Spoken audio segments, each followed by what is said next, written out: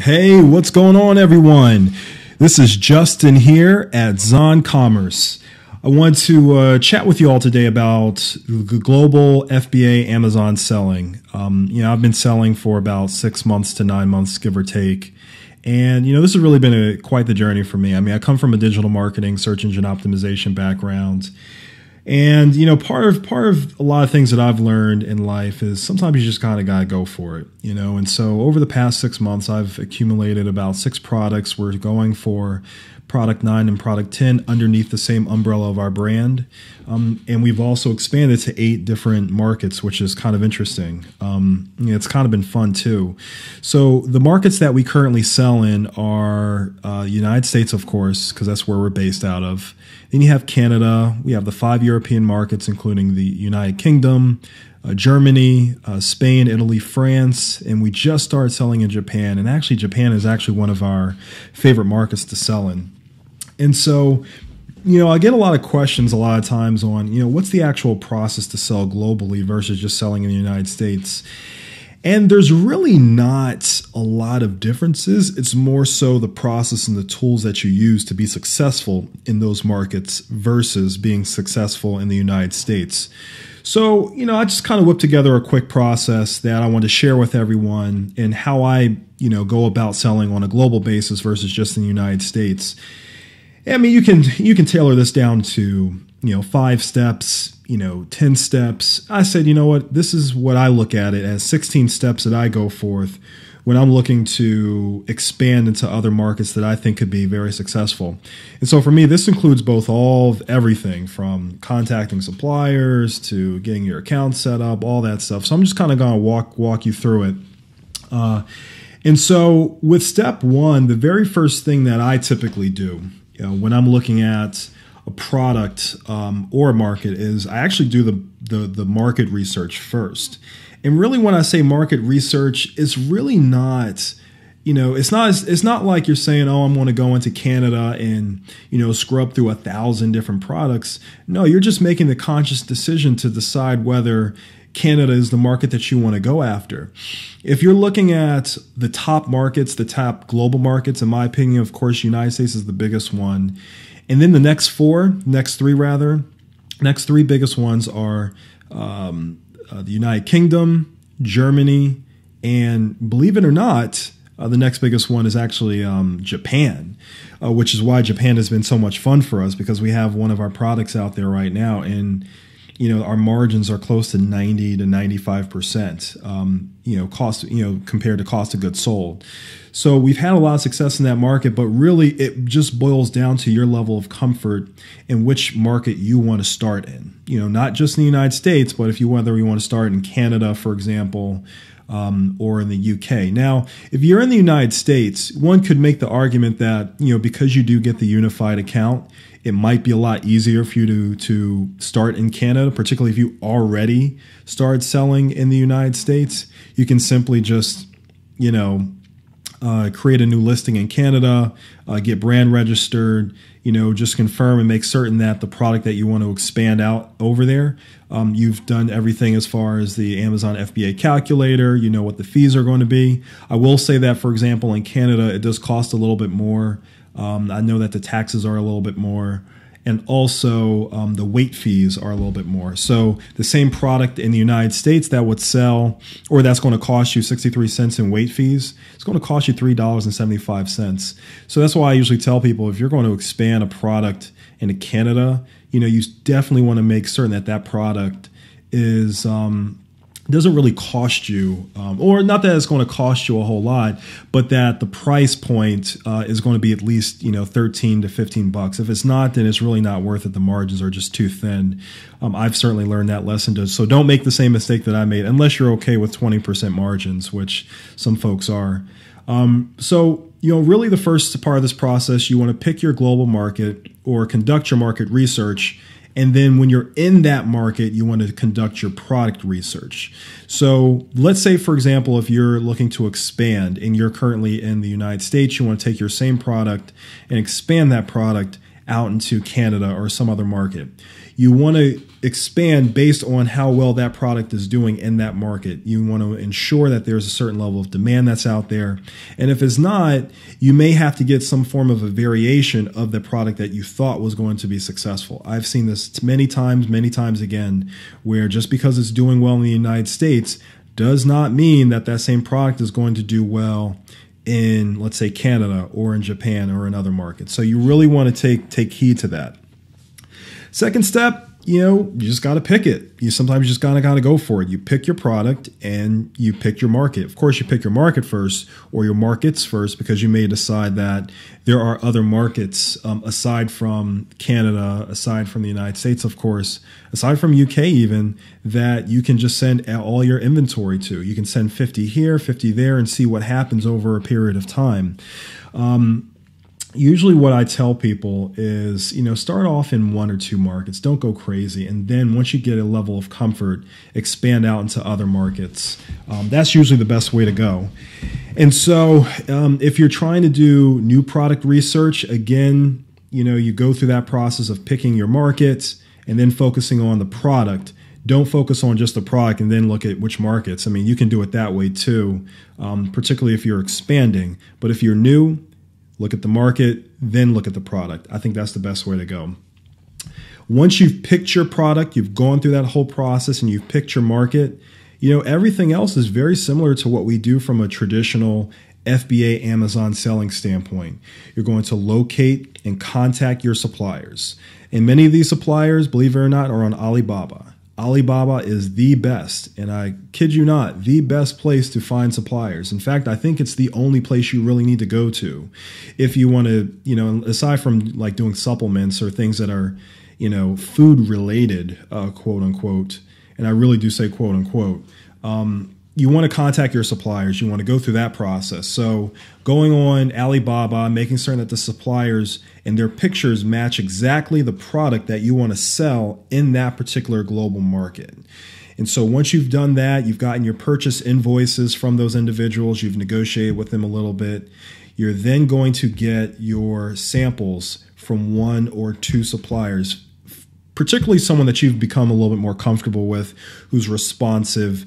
And one thing around communications with some of these suppliers, I wouldn't be too concerned about, some of these individuals in China or in Japan or in India whose English isn't great. Don't worry about that, because I can assure you that your Chinese is probably not as good as their English, more than likely. So don't be concerned about that. A lot of these people can speak English, and all they have to do is respond to emails, and sometimes they can get on Skype. If you want to establish another level of comfort with those individuals, you certainly can do that. But aside from that, I wouldn't be too concerned about it. All right.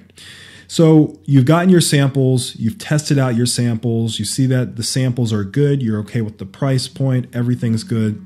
After that, you then decide to yourself, all right, now is the time to choose your supplier.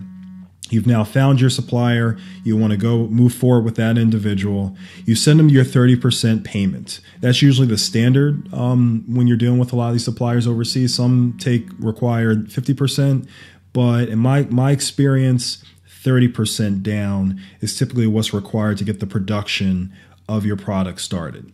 So after you've done that, you then want to focus on those same samples that you've gotten from the supplier. You want to get some professional images and some graphics created. The reason why this part of the process is important is because if you wait later, it's going to just slow down the overall process for you to get your listing started, because you really want to have some good images on the front end.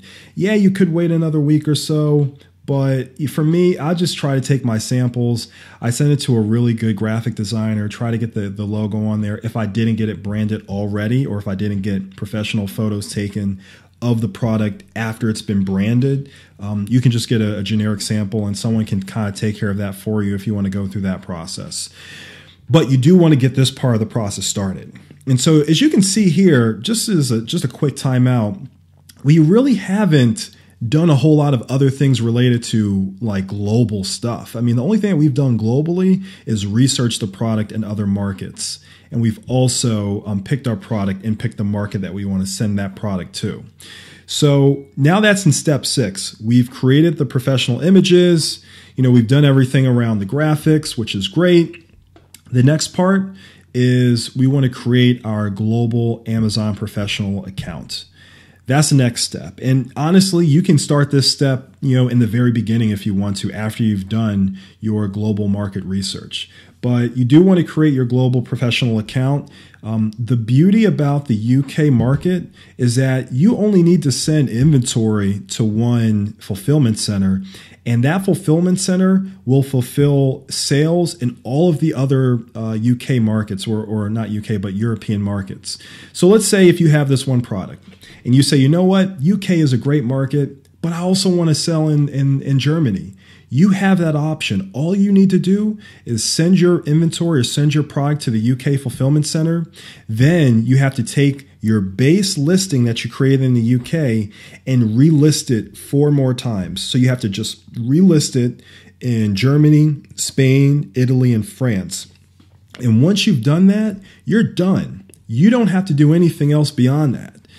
Aside from becoming brand registered in the UK, which is important. You do want to do that. I highly recommend folks do that if you're going to be selling private label fulfillment by Amazon. But catching up a little bit here, create your global Amazon professional account. Once you've done that, you then create your blanket listing. So when I say blanket listing, I mean you're going to go ahead and create your professional listing on the UK account, whichever market you're going into. You get that done. So you have your professional images, you have your copy, you have your bullet points, all that stuff. You're putting all that information in there. Then the next step, which is very, very important, you really want to be careful when you're going through this part of the process, which is sending your product to Amazon's fulfillment center. So let's imagine that at this stage, your supplier is done. They're done with the production. They're done with the boxes. They've boxed everything up for you. You're finished with all that. At this point, in order to send your product to the Amazon fulfillment center, you need those shipping slips, which you can get done within the Seller Central interface. Very simple, very straightforward, but you have to be careful because if you get one thing wrong, it could just delay the process or make it difficult for Amazon to find the inventory or the packages when they're sent to their fulfillment center. And again, this can be done whether you're in any market. So whether you're in the United States, all the way down to Japan, even in India, the process is very simplified. Very easy to do. So let's say you've gotten your shipping slips, you reach back out to the to your supplier, you send your supplier those shipping slips, you also send them the final payment.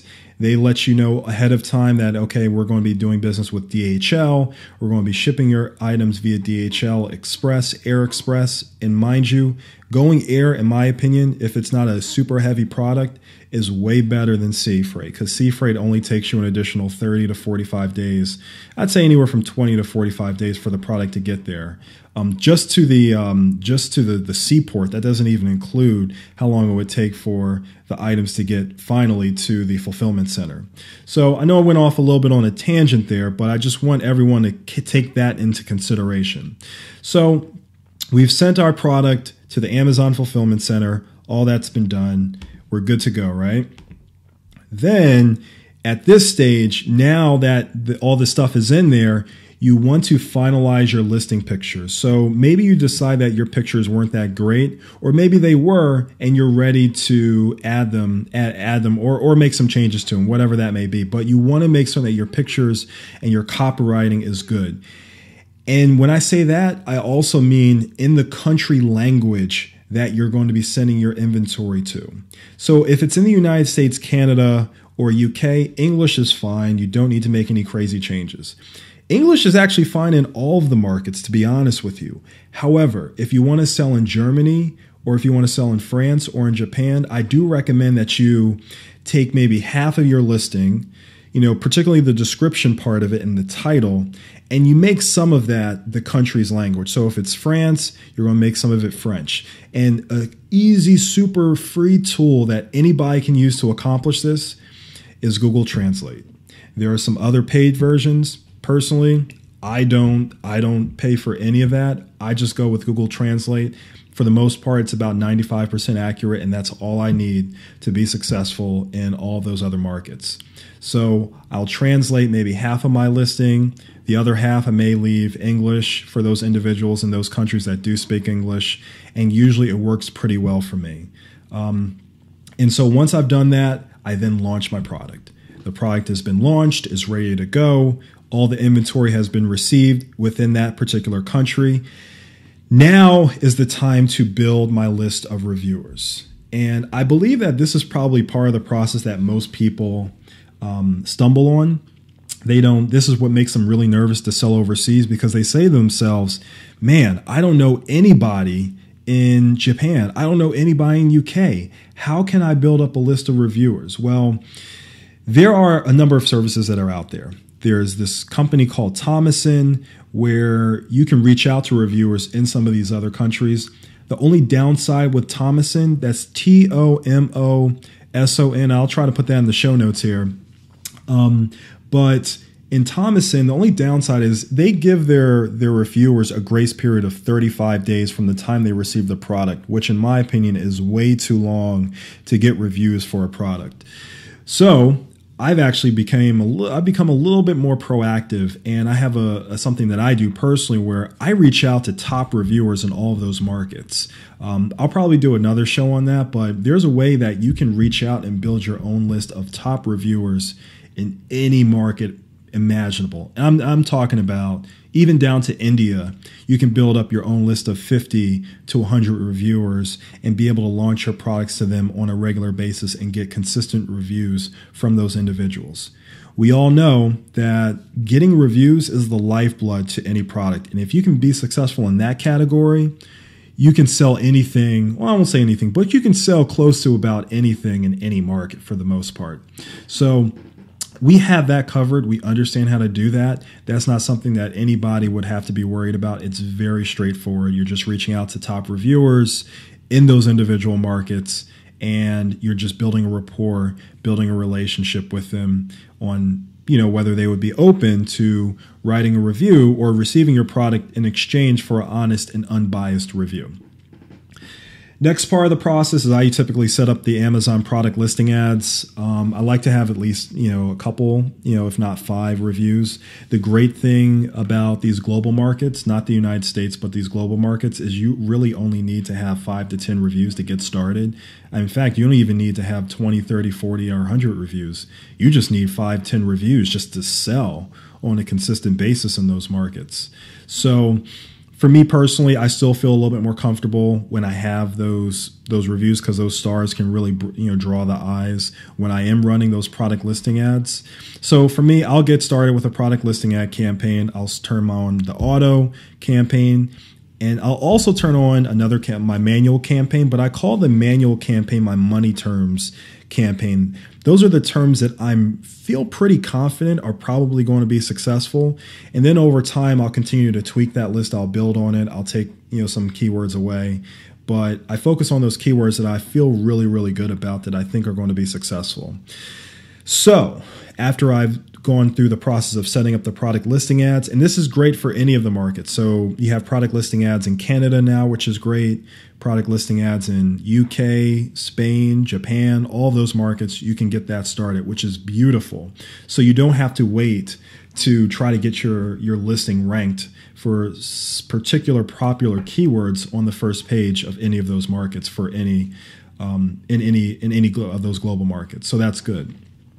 Next thing that I do, step number 15, is I set up feedback autoresponder tool. Currently, I'm in beta testing with Feedback Genius. Guys are great. It's very simple, very straightforward. However, the thing that I love about them is that they've created the tool that they've created. Sorry, guys. The tool that they've created. Oh, why does this keep on doing this? There we go. So the tool that they've created allows me to create individual autoresponder emails in each of the individual markets, and you want that, because if you're able to just create, sort of turn that whole beast on autopilot in not just one market but all of your markets, you don't have to follow up with people. unless those individuals are unhappy with something specific, and then you can just reach out to them personally through your Seller Central dashboard or through your email. But Feedback Genius, to me, is the best tool that's out there. I know there's another one called SalesBacker. They're a little bit more based in the United States by the guy Chris Guthrie. He's been a software developer for some time. But personally, I like to go with Feedback Genius, which is great. And yeah, I think pretty soon at some point they'll be able to launch that tool, not just in the United States because it's already pretty popular in the United States, but launch it so that if you want to leverage it for Japan or for France, you can do that very easily. And then the last thing is just tracking your sales. You want to track your competition and just adjust accordingly. A lot of people try to get into this business and, think that they're going to just start making, thousands and tens of thousands of dollars in 3-4 months. It does not happen. It just does not work that way. I mean, maybe if you got into this business like 2 years ago, yeah. And, shoot, I wish I got into the business 2 years ago too, but I didn't. And for me, I'm trying to turn this into more of a long-term business, a long-term play, where we're not just focused on Amazon, we're focused on eBay. We have our own website. We're doing Facebook ads. We're doing all these other things and leveraging a lot of other traffic channels on a global basis, not just on a national basis, not just in the United States. Every once in a while, I do get some pushback from some individuals who will tell me, "Hey, Justin, why launch a product internationally where you can just launch multiple products in the United States?" You know what? Look, to each his own. There are many ways to grow a business. There's 3 ways, though, to grow a business. The first is with the one product or the one service that you're offering, and there's just a ton of people that love that one product or that one service that you offer, and you just grow organically through that one thing. The second is offering multiple services or multiple products. That's another great way to grow. And the third is globally. In my opinion, why not take a product that is successful if you want to expand and expand that same product across other markets that you've done your research in, and that product can be very successful in those markets. You already have the pictures. Your sunk costs are already sunk. You've already paid for the pictures. You've already paid for the packaging. You don't have to change anything with your packaging. You don't have to, if you want to send your packages out to France at one point, you don't necessarily have to, change the language on the packaging. You can just keep it English and you're perfectly fine. So, my thinking is if you want to expand, global is amazing. If you want to start new, global is amazing because you're given more options to be successful. You don't necessarily have to start in the United States. You can start in Japan and not necessarily have to buy a whole lot of inventory and give away a lot of inventory in order to be successful. Heck, I ordered I have 50 units of this one product that we sent over to Japan. We got 10 reviews for that product, and I say it cost us about $2, about $2.50. That includes the Air Express shipping for that one product. And when it's all said and done, we make about $15, or not make, but we sell it for $15, which is about $19.75 or is that 2,000? I think it's about 2,000 or 2,500 yen in Japan. And that's an amazing margin. That's $15. And so when it's all said and done, we're making close to $8 on a $2 product, which is great. So, neither here nor there. There are many opportunities, and for us, this is the process that we follow. Of course, there are a lot of other nuances when you're doing your research. There are nuances when it comes to communications with some of the individuals in the Seller Central, on the Seller Central team in those individual markets. But the process really isn't that different from what you would do traditionally. You're just doing more in more countries and doing more research. So I think this is really the next wave. I think this is the place where a lot of people want to go if they want to expand their businesses internationally. And, I think this is going to be huge for a lot of people who, want to have a global Amazon business, not just something that's just based here in the United States. So for us, we have about 10 products. We sell in 8 different markets. We've been very successful. We're continuously looking at new products that we want to build. And, it's been fun. There are some challenges. We're still learning. We're still learning the whole tax side of things. So I'm not going to, say that we know everything, but we do sell in all these markets and we're having some really good success. So I figured I'd just kind of walk everyone through the whole process. Again, first thing you want to do, conduct your global market and product research. You want to pick your market and then your product. You then want to locate and contact your global suppliers. You definitely want to get product samples. Don't forget that step. That's very, very important. Then choose your supplier, someone you're comfortable with those samples that you've gotten, or from another thing that's, another sample that may be branded that you get from your supplier. You want to get your professional images and your graphics created. Then, and you can do this in the beginning if you want, create, not the beginning, but after step, 1 or 2, for example. Create your global professional account or professional accounts. Then you want to create your blanket listing for your product. That's important as well. And then once all that's done and you've put down your money or your deposit for the production of 250 or 500 units of that item, you then want to send that product to Amazon Fulfillment Center. You can have it sent to yourself. I don't recommend that. I think it's just better to send it to the fulfillment center instead. And there are certain ways you can ensure that the quality is good without you necessarily having to, inspect it yourself. Then finalize your pictures and your copywriting in the country language or half country language, half English in that particular country. Then you want to launch the product. Then you want to get your reviews, build your list of reviewers and promote the heck out of your product. Then, of course, get some initial global product reviews, get, Amazon product listing ads set up, get your feedback autoresponder, whether it's through Feedback Genius or some other tool. I think Feedback 5 is also global as well, but I've just gotten so comfortable with Feedback Genius, and it's also a really easy to use tool. And then you just want to track the sales, track your competition, and adjust accordingly. If you're doing all those things, guys, you're going to be very, very successful global Amazon sellers. I hope this was helpful. I try to keep this simple. I guess I could have added like, a 20 slide PowerPoint deck here, but I just want to give you the process. Just let you know what we do at a very, very high level and show you that going through this process is not difficult at all. I hope this has been helpful. Please shoot me an email or reach out to me if you have any questions. Thanks so much. Greatly appreciate it.